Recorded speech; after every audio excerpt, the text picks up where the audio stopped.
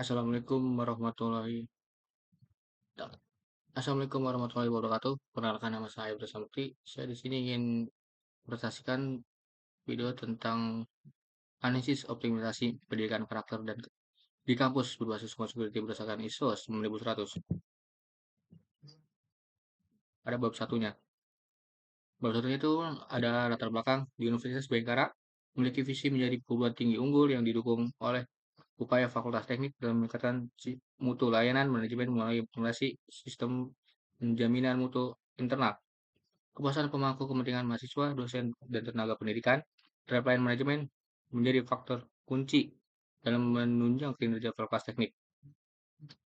Nah, di sini ada identifikasi masalahnya. Berdasarkan identifikasi masalah yang ada di jurnal, dapat disimpulkan bahwa terdapat berbagai isu yang mempengaruhi kualitas pelayanan akademik, sarana dan prasarana, serta proses belajar mengajar di lingkungan Universitas Bhayangkara Jakarta Raya. Nah, di sini ada dua rumusan masalah. Yang pertama, bagaimana pendidikan karakter yang dimiliki oleh pejabat struktural yang berbasis security. Yang kedua, bagaimana melakukan perbaikan dan atau peningkatan pada karakter yang dimiliki oleh pejabat struktural yang berbasis security. Tujuan penelitiannya ada dua. Untuk melakukan analisis pendidikan karakter yang dimiliki oleh pejabat struktural yang berbasis security. Yang kedua, untuk melakukan perbaikan dan atau meningkatkan pada karakter yang dimiliki oleh pejabat struktural yang berbasis security. Manfaat ini ada beberapa manfaat, di antaranya verifikasi kesenjangan, mengetahui perbedaan antara harapan dan praktik pendidikan karakter di Fakultas Teknik Uberajaya untuk mencari solusi yang tepat. Yang kedua, pendekatan nomor security, mengeksplorasi penerapan keamanan fisik dan psikologis untuk menciptakan lingkungan belajar yang mendukung.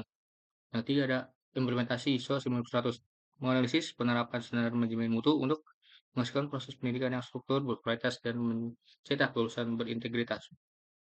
Yang kedua ada tinjauan pustakanya. Yang pertama ada pendidikan karakter. Penelitian pendidikan karakter menyebut karakter sebagai ciri khas yang mengakar dalam kepribadian individu dan mendorong tindakan sikap dan respon mereka. Yang kedua adalah pejabat struktural. Menurut Frederick Taylor, pejabat struktural dimainkan peran penting dalam manajemen ilmiah melalui optimasi tugas pembagian kerja, pelatihan, dan pengambilan keputusan berbagai analisis ilmiah. Kemudian ada pengertian Homeland Security, berfokus pada keamanan manusia dibandingkan dengan kedaulatan negara, mencakup keamanan individu dan dalam aspek politik, sosial, ekonomi, dan budaya. Dan di sini ada penjelasan tentang penerapan ISO 9100. ISO 9100 ada standar internasional sistem manajemen mutu yang bertujuan membantu organisasi memastikan kualitas produk, jasa, dan layanan, meningkatkan kepuasan pelanggan, serta efisiensi operasional.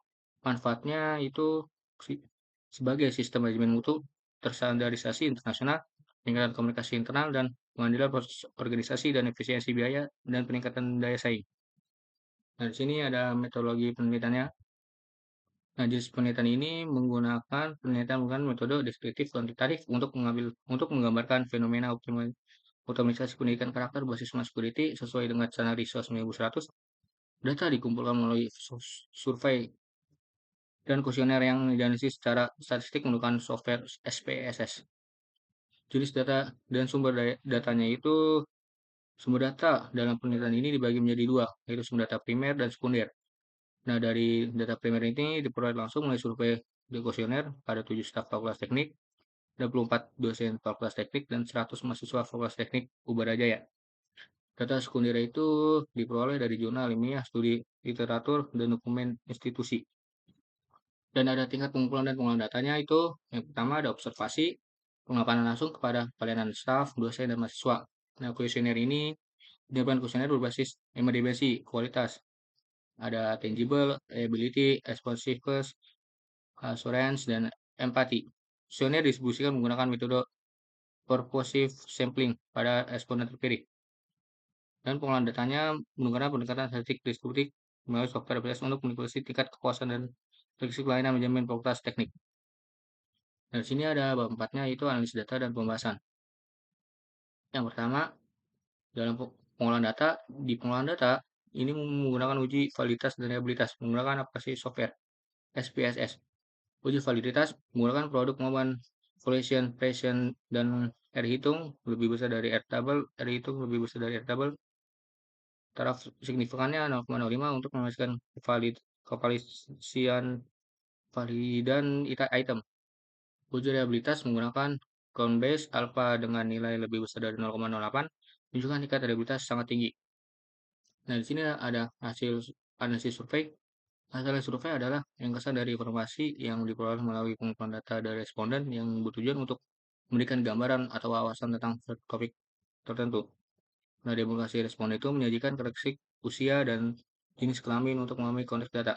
Hasil utama itu menunjukkan tingkat kepuasan, preferensi, dan umpan balik mayoritas responden terkait topik penelitian. ASIS digunakan untuk mendukung pengambilan keputusan dan strategi perbaikan layanan. Nah, sini hasil analisis survei pada dosen terhadap layar manajemen.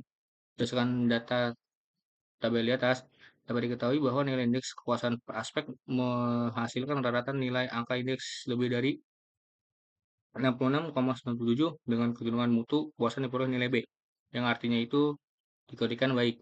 Nah, di sini ada tangible-nya nilai angkanya 65,77, reliability-nya ada 67,88, responsiveness-nya ada 67,71, assurance-nya ada 66,84, artinya ada 67,97.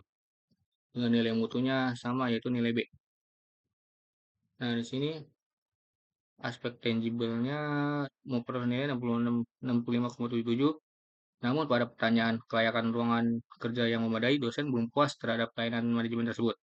Pada aspek reliability, pada aspek ini memperoleh nilai 65,77. Pada pertanyaan kejelasan rencana kerja atau program kerja di setiap bagian, dosen belum puas terhadap pelayanan manajemen tersebut.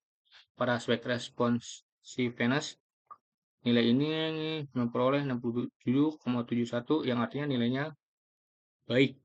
Namun, ada dua pertanyaan, salah satunya kecepatan tanggapan pimpinan terhadap kebijakan atau panduan atau pedoman dalam memberikan sosialisasi, dosen belum puas terhadap pelayanan manajemen tersebut. Pada aspek asuransi, nilainya 66,44, dinyatakan nilainya B, keadilan pemberian. Namun ada pada pertanyaan keadilan pemberian reward dan punishment terhadap kinerja dosen, dosen belum puas terhadap pelayanan manajemen tersebut.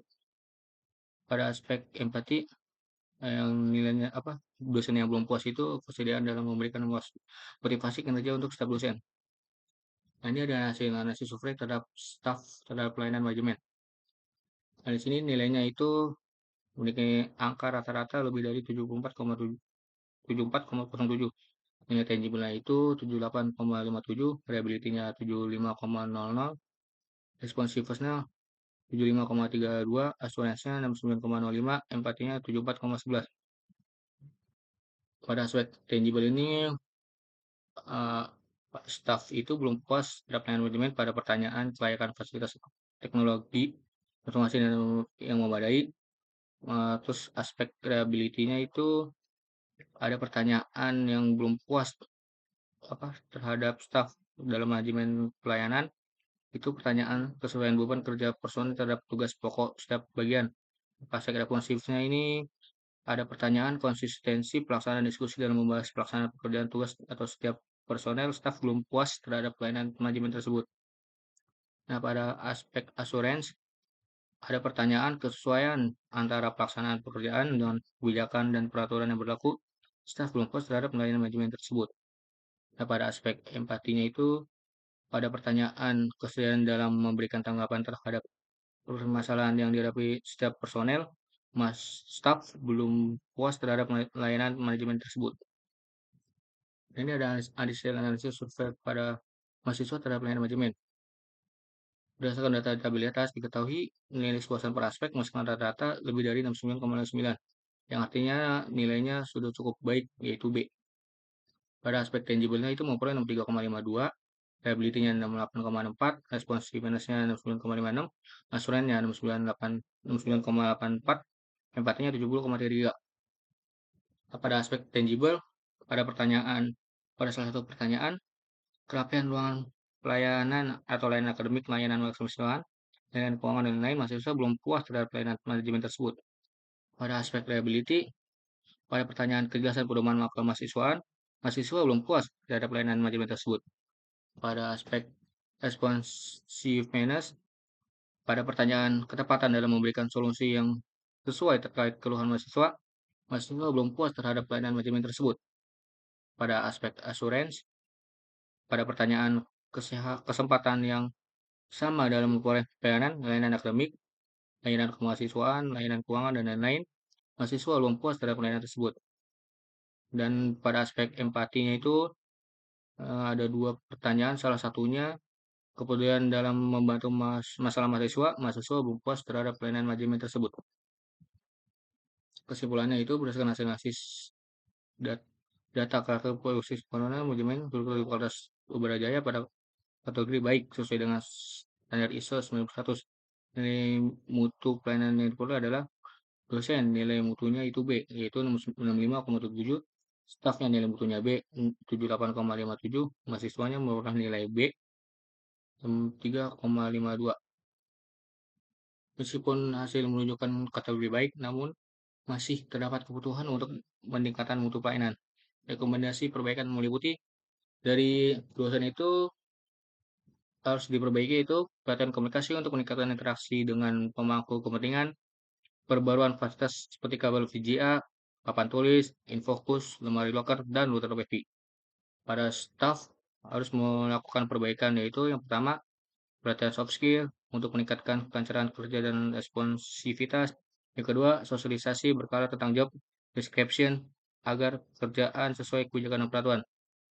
Pada mahasiswa itu ada beberapa perbaikan yaitu penyediaan sarana dan prasarana untuk mahasiswa difabel, penyusunan dan sosialisasi buku paduan terkait layanan akademik dan keuangan.